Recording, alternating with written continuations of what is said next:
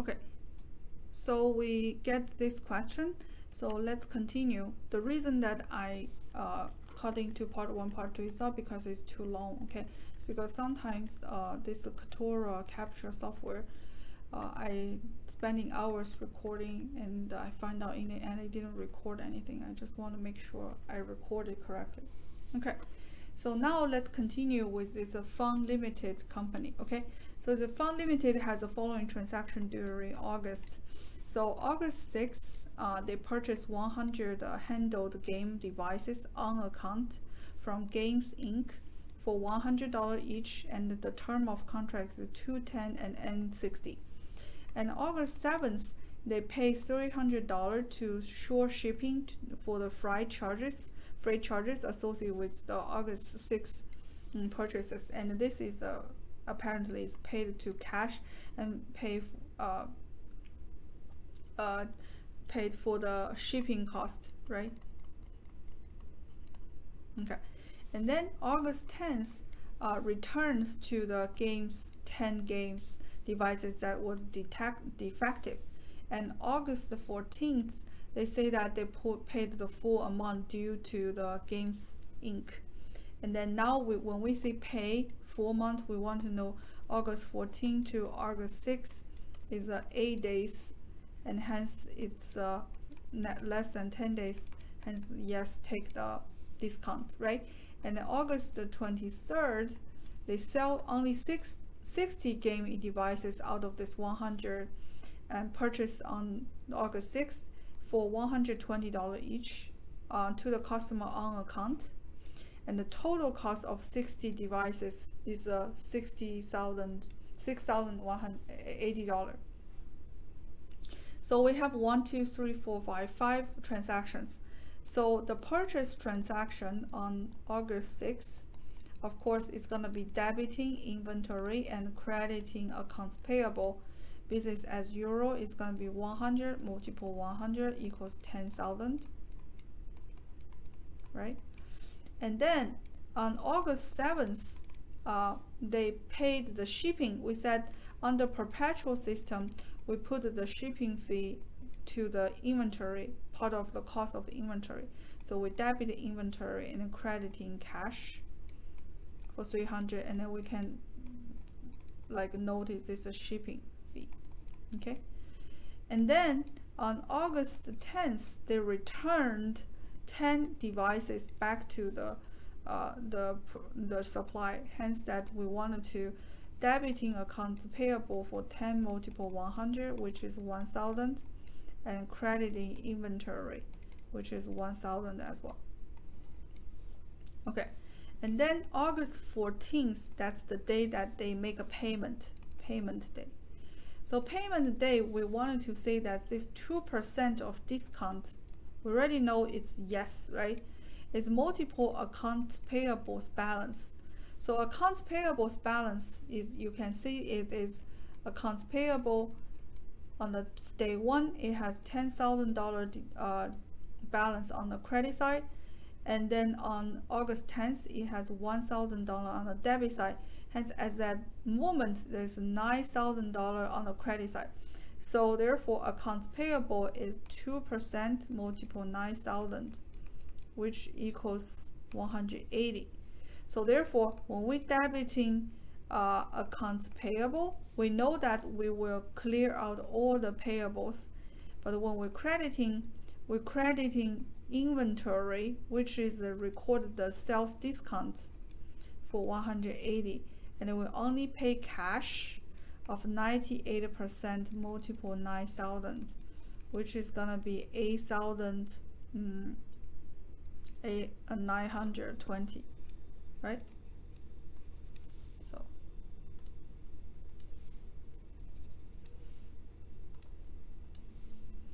8,920. 8,000. Yeah, 8,820. I'm sorry. Right? Okay. So when we record the sales event, I wanted to put it right here. It's a little bit better. Okay. So on the August 23rd, what we will do is we record the sales by debiting accounts receivable and crediting crediting revenue, sales revenue. And we know that we sold only 60 games at $120 each, so that's give us the income of $72,000, and it also told us the cost of goods sold is a 6080, right? So we're debiting cost of goods sold of 6080 and then crediting inventory for 6080.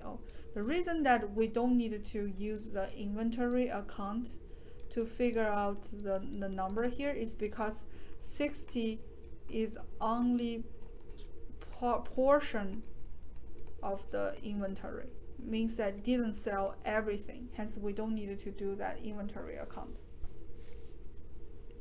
Okay, very good. So let's look forward to next.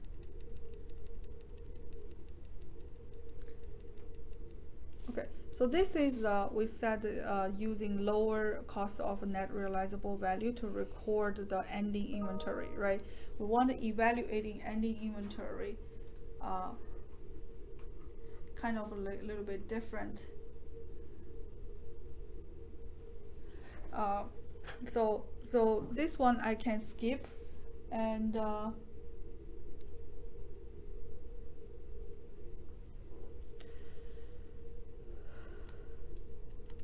let's see this one.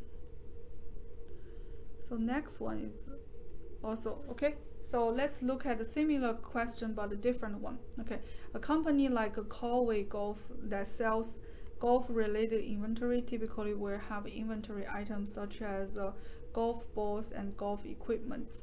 As technology advances the design and performance of next generation of drivers, the old models become less remarkable and therefore decline in the value. Suppose that in the current year, Bing, a manufacturer of golf clubs, introduced the Tool Drive 2. The new and improved version of Tool Drive below are the year and amount related to Callaway inventory. So basically, this Callaway Golf, they have a different kind of inventory. They have a both, and they have a driver, version 1 and version 2. And then based on their quantity and the unit cost, which is the book cost. Book cost means the historical cost or recorded cost, right? It was a 30 each ball and 250 for driver 1 and 200 for driver 2. But the net realizable value means the market value for the balls and the drivers are different than the cost, such as the market value for the ball is 40, hence that if we use a lower cost of a net realizable value, we will keep using 30, right? But when we look at the driver 1, we find that net realizable value is actually smaller than the cost, hence that this is the one that we need to adjust, right? And then in terms of Tool Drive 2, the cost is still less than the net realizable value, hence we keep the original cost. So first, this is a step-by-step. So we're calculating total recorded cost of ending inventory. So this is all the ending inventory, right?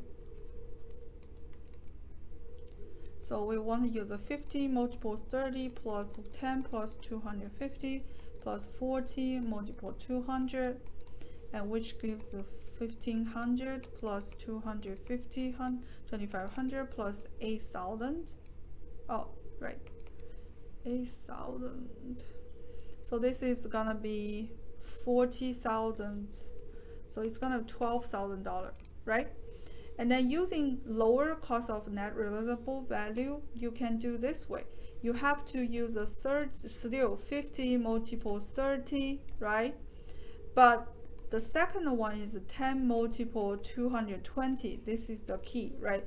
We use the lower cost of and the net realizable value plus 200 multiple 40, right? So 1500 plus 220, 100, 2200 plus 8,000. Okay, so that's gonna give us this is gonna be 3,700, 3,700, 11,700, right? Okay, so that means that comparing to the recorded cost, recorded ending inventory, and the market lower than like what you wanted it to look like. Okay, so the difference here is gonna be 12,000 minus 11,700 is gonna be 300, right? So how do we record this 300? We wanted to blame the cost of goods sold for the current period and crediting inventory for 300. We write it down for 300, right? So by doing this journal entry, it will affect the net income for 300. It will reduce the balance sheet of asset for 300, right? Okay. Okay. So now we finished the third part of this lecture. As you can see, this chapter has a lot of stuff going on. So the next stuff we want to talk about is kind of how to calculating inventory turnover ratio for the company, right? So let's first look at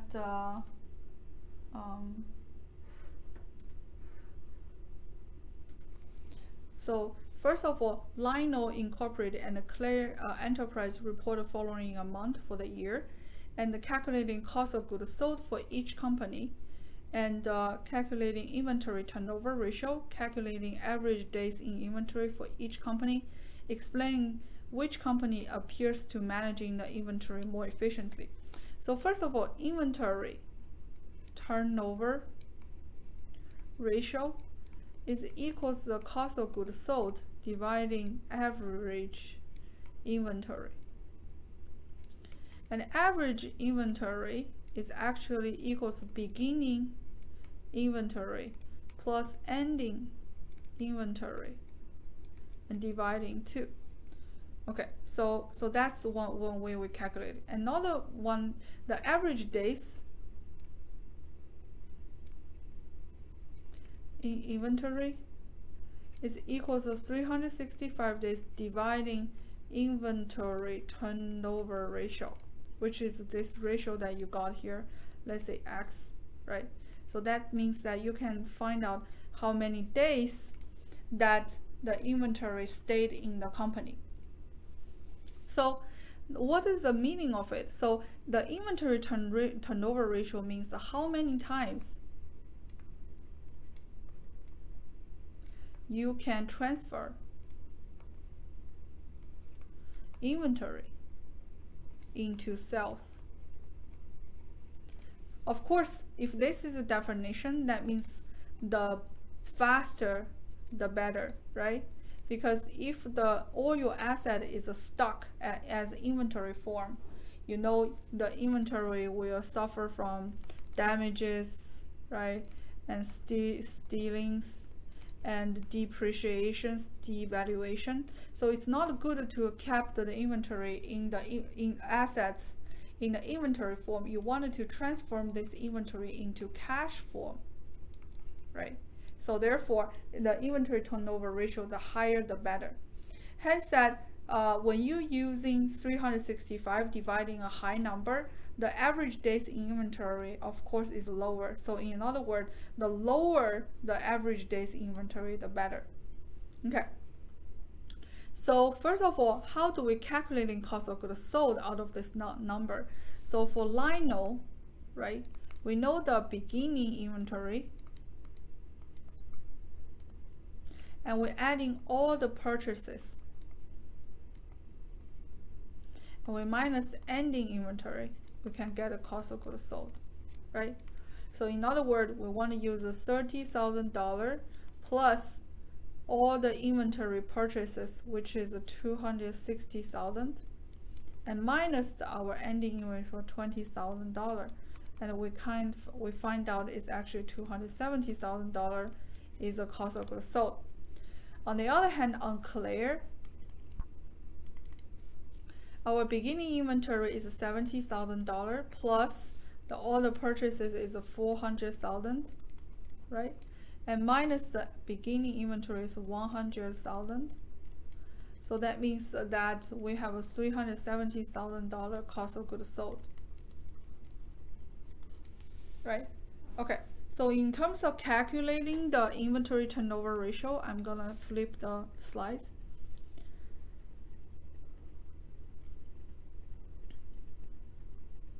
Yeah, so 190, the one we're calculating for the lino, right?